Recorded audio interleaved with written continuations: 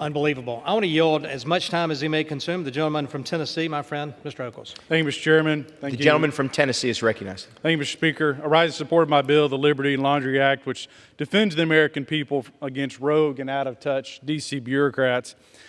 There might only be 41 days in the current administration, but this administration is still doing its best to make household appliances unaffordable.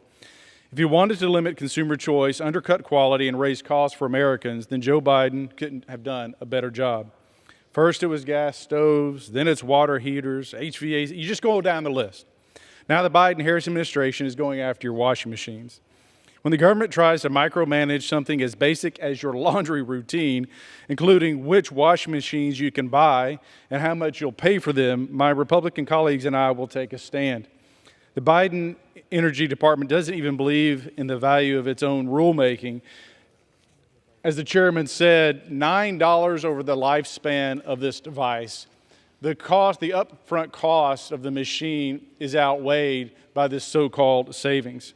They're imposing energy standards that often mean higher cost on the appliances themselves, longer wash cycles, and perhaps even using more water. The American people pay more for their appliances up front because of these quote-unquote energy or these efficiency standards. Worse, the Biden administration repealed better efficiency standard rules implemented by the Trump administration, with the Fifth Circuit ruling earlier this year that DOE's repeal of President Trump's efficiency rules were arbitrary and capricious. The court found that the Biden administration failed to consider, now keep in mind this is the court, failed to consider things like appliance performance and the fact that the standards were causing Americans to use more water, not less. Some Democrats may want to race down the road to serfdom, replacing the judgments of consumers with those government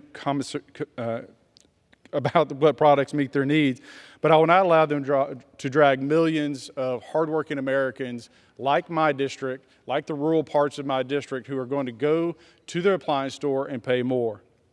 My bill prohibits the Department of Energy from imposing or enforcing standards that would increase net costs to consumers.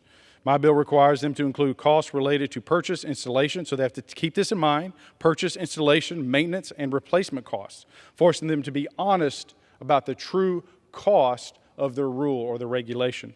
My bill safeguards your right to choose the appliance that fits your family's need and budget, again, without the burden of the Biden administration. Of course, we won't stop with laundry.